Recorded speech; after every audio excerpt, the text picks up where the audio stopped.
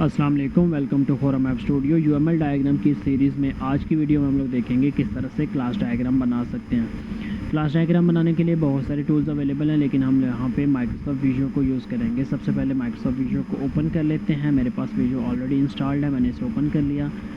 अब जैसे ही ओपन करेंगे तो आपके पास कुछ इस तरह की स्क्रीन आ जाएगी। इस तरह की स्क्रीन में अगर आपने पहले यूज़ किया है तो आपको रिसेंट में मिल जाएगी, अदरवाइज़ आपको मोर टेम्पलेट पे क्लिक करना पड़ेगा। और यहाँ पे अगर पहले से अवेलेबल हो तो ओके है, अदरवाइज़ आप लोग यहाँ पे सर्च करें क्लास और एंटर प्रेस कर लें। और आपको इंटरनेट इनेबल होना चाहिए, तो आपके पास कुछ इस तरह से यूएमएल क्लास आ जाएगी। अब इसमें से जो भी आपको अच्छी लगे आप उस वाली टेम्पलेट को सेलेक्ट कर लें। तो मैंने ये वाली सेलेक्ट कर ली और मैंने इसे क्रिएट कर लिया। तो मेरे पास ये कुछ इस तरह से बन गए। अब यहाँ पे ये आधा पेज नज़र नहीं आ रहा, तो आप इसे एरो की मदद से आप लेफ़्ट एरो प्रेस करेंगे तो ये आपके पास पूरा पेज नज़र आना शुरू हो जाएगा।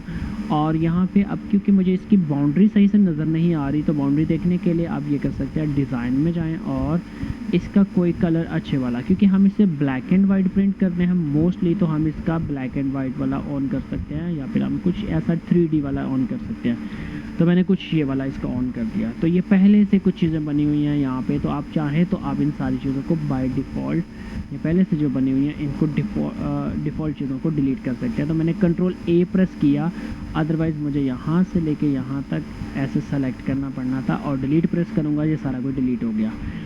क्लास डायग्राम बनाने के लिए जो जो चीज़ें हमारे पास अवेलेबल होती हैं वो यहाँ पे ये हैं। जैसे क्लास का एक नोटेशन जो हमारे पास होती है, सेपरेटर, इंटरफेस और बहुत सारी चीज़ें जो हम यूज़ कर सकते हैं वो यहाँ पे अवेलेबल हैं। तो सबसे पहली चीज़ जो हम क्लास डायग्राम में बनाते हैं वो होता है क्लास की एक सिंपल बाउंड्री। तो ये मेरे पास क्लास बन गई। क्लास में 3 हिस्से होते हैं। पहला हिस्सा होता है उस क्लास का नेम।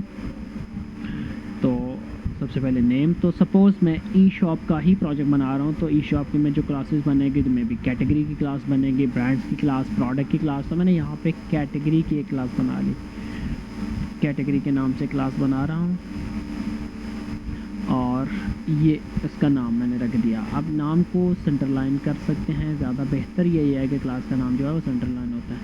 अब उसके बाद क्लास में मैंने थोड़ा सा जूम कर दिया, क्लास में उसके मेंबर्स होते हैं और उसके साथ कोई नोटेशन होती है। तो मेंबर नेम में मैंने सबसे पहले कैटेगरी में मेरे पास जो मेंबर होगा, माइनस का मतलब है कि वो प्राइवेट होगा, तो मैंने यहाँ पे लिख दिया कैट आईडी, के कैटेगरी का आईडी है। फिर आगे आप उसका टाइप लिखते हैं, तो कैटेगरी आईडी इंटीजर टाइप का होगा। एंटर प्रेस किया, दूसरे वाला एट्रीब्यूट होगा मेरे पास उस कैटेगरी का नेम, और नेम की डाटा टाइप क्या होगी स्ट्रिंग। और इसी तरह से आप लिखते जाओगे जो भी आपके पास मेंबर्स हैं। और ये आप लोगों के अब जहन में ये क्वेश्चन आ रहा होगा कि ये सारी की सारी चीज़ें हमें मिलेंगी कहाँ से। तो अब इससे पहले आप लोग जो है वो पेपर पर करके अपनी सारे प्रोजेक्ट के अंदर जितनी भी क्लासेस बनेंगे आप उनको पेपर के ऊपर लिख लें, ताकि यहाँ पे बनाना आपके लिए आसान हो। और मोस्टली क्लासेस वही होती हैं जितने आपके डाटाबेस में टेबल्स होते हैं, जो टेबल के नाम होते हैं वो क्लास के नेम में आ जाते हैं। जैसे यहाँ पे मैंने इसका नाम रखा था कैटेगरी, तो ये इसका नाम कैटेगरी मैंने रख दिया। अब कैटेगरी रखने के बाद अब यहाँ पे आप आगे, और ये जितने भी टेबल्स के अंदर कॉलम्स होंगे वो मोस्टली यहाँ पे होते हैं और मोस्टली इंपॉर्टेंट वाले होते हैं। और यहाँ एंड पे इसके मेंबर नेम होते हैं। मेंबर का मतलब किसके अंदर फंक्शन। तो एक क्लास 3 हिस्से होते हैं, क्लास का नेम, क्लास के मेंबर्स और क्लास के फंक्शंस। फंक्शन बनाने के लिए फंक्शन नॉर्मली पब्लिक होते हैं, तो मैं प्लस यूज़ करूँगा। तो अगर कोई कैटेगरी है तो उसके ऊपर कौन कौन से फंक्शन परफॉर्म हो सकते हैं, तो इसमें एक फंक्शन परफॉर्म हो सकता है कि कैटेगरी ऐड हो सकती है। और इसकी भी कोई डाटा टाइप होती है, जैसे क्योंकि कैटेगरी जस्ट ऐड हो जाएगी तो कोई भी आउटपुट नहीं आएगी, तो वो वॉइड होगा। इसके अलावा हम लोग एक और फंक्शन बना सकते हैं, तो कैटेगरी डिलीट हो सकती है, और ये भी एक फंक्शन होगा जिसका आउटपुट क्या आएगा, वॉइड आएगा।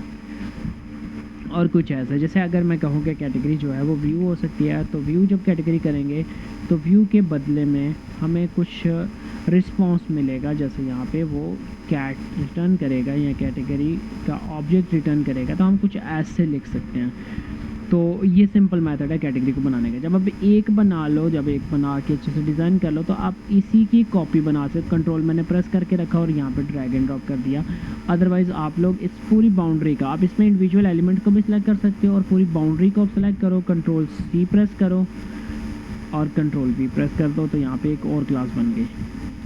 अब यहाँ पे बात आती है क्लास के दरमियान आपस में हम लोग क्लासेस के दरमियान में रिलेशनशिप कैसे बनाते हैं। तो क्लास के दरमियान में डिफरेंट रिलेशनशिप्स होते हैं जो कि यहाँ पे आपके पास अवेलेबल है। जैसे इनहेरिटेंस होती है जो कि एरो होती है, इनहेरिटेंस के अंदर रियलाइजेशन होती है, एसोसिएशन सिंपल, और उसके बाद डायरेक्टिव एसोसिएशन, एग्रीगेशन, कंपोजिशन, और जितनी भी चीज़ें यहाँ पे यूज़ होती हैं वो आपके पास यहाँ पे अवेलेबल हैं। अगर सिंपल रिलेशन बनानी है तो आप इसके ऊपर थोड़ी देर के लिए प्रेस करके रखेंगे और आपके पास एक क्लास को दूसरी क्लास में डालने के लिए ऑप्शन आएगा। और अगर वो ऑप्शन नहीं आ रहा तो आप सिंपली ये कर सकते हो, जैसे मैं अगर एक क्लास की दूसरी क्लास के साथ इनहेरिटेंस कराना चाह रहा हूँ तो मैं यहाँ पे इसके अंदर पॉइंट्स लगे हुए हैं, तो मैं इस पॉइंट के अंदर ला के मैंने एक पॉइंट पे छोड़ दिया और दूसरे पॉइंट को मैंने दूसरी क्लास के पॉइंट के साथ जोड़ दिया, तो ये ऑटोमेटिकली अपने आप को एडजस्ट कर लेगा। और अगर मैंने इस कनेक्टर को मैंने इसके साथ लगा लिया तो ये उसके साथ भी प्रॉपर रिलेशन बना लेगा। अगर मैं किसी के साथ भी, जैसे मैं इस क्लास के इस कनेक्टर के इस हिस्से में जोड़ना चाह रहा हूँ इसे, तो ये उसके साथ भी प्रॉपर रिलेशन बना लेगा। यानी इसके अंदर जो इस एरो को आपको बेंड नहीं करना पड़ेगा ऑटोमेटिकली, बल्कि ये खुद ही बेंड हो जाएगा। तो अगर मैं इसके साथ बनाना चाह रहा हूँ तो ये देखें कि जैसे जैसे मैं इसमें ऐड करता जाऊँगा ये रिलेशन बनाता जाएगा। तो क्लास डायग्राम बनाना बहुत सिंपल है। आप लोगों को क्या करना है कि जस्ट आप लोगों ने यहाँ से एक सिंपल क्लास की बॉडी को इंसर्ट करना है, उसमें अपना डाटा लिखना है और आप सिंपली से बना सकते हैं। दूसरा तरीका जो है वो ये है कि आप लोग पहले से मौजूद फाइल्स अगर बनी होंगी आपके पास तो आप उन फाइल्स को कैसे एडिट कर सकते हैं। तो यहाँ पे मेरे पास क्लास डायग्राम की एक फ़ाइल बनी हुई है, तो आपके पास अगर कोई फ़ाइल आपको कहीं से मिल जाए, आपको कोई शेयर कर दे या फिर नेट से ले लें, तो आप इस फाइल को भी एडिट कर सकते हैं। जैसे यहाँ पर मेरे पास एक क्लास डायग्राम बनी हुई है जिसमें मैंने कंपोजिशन, एग्रीगेशन सब कुछ लगाया हुआ है। तो आप कुछ इस तरह से आप इसको सेलेक्ट करें और इसमें अपने वाले एट्रीब्यूट आप ऐड करें, और जितने आप ऐड करते जाएंगे तो ये उतनी स्पेस ऑटोमेटिकली बनती जाएगी। तो इसमें आपको ये परेशानी की ज़रूरत नहीं है कि अगर ये क्लास का साइज़ छोटा है तो ये ऑटोमेटिकली एक्सपैंड होता जाएगा।